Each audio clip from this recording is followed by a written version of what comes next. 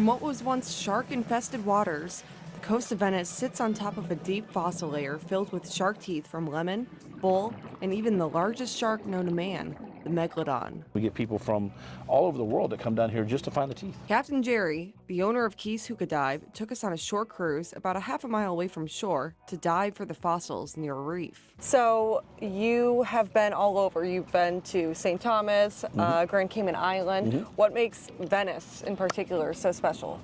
Well, Venice in particular is a great diving area for the megalodon shark tooth fossils. So this area here is one of the few places in the world that you can actually find the fossil beds. Storms and waves slowly uncover these fossils over time, making it easier to spot the black objects in the light-colored sand. They originated here for millions of years ago when Florida was a place called Orange Island, right? It was underwater. So as the water levels went down, you'll even find, like in construction sites, you can find them there too. Because as the water levels have gone down, they think that this area here was a pupping area for the megalodon sharks. And if you're wondering why there are so many, most sharks, the great whites, they lose at least one tooth a day or more. So the megalodons were on the earth longer than human beings have been on earth. So they stayed here for millions and millions of years. Unlike humans, sharks lose teeth weekly and regenerate them. Talk about a dentist's worst nightmare. And they get all stirred together in this fossil beds, and this this whole area right here is called the boneyard, lovely. And so you can find all kind of fossils, and it's basically from the Venice Inlet. It goes out about 5 miles, and it goes down 5 or 10 miles this way, or maybe a little longer.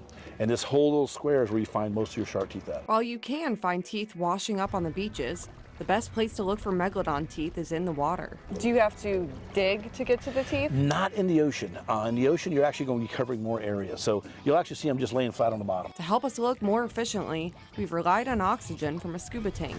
Unlike traditional scuba diving, we use something called a hookah, which uses a hose similar to a hookah pipe. Hookah diving is basically, it's a specially designed raft that sits on the surface of the water.